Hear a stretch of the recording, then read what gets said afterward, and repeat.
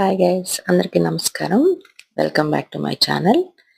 ఈరోజు మీ అందరి కోసం జున్ను పాలు అయితే వచ్చినాయండి ఆఫీస్ నుంచి. అది ఎలా తయారు చేయాలో చూపిస్తారండి. పాలు ఒక గ్లాస్ అయినాయి. ఆ గ్లాస్ జున్ను పాలకి నార్మల్గా ఉన్న పాలు వచ్చి 3/4 తీసుకున్నాను. అవి రెండు మిక్స్ చేయాలి.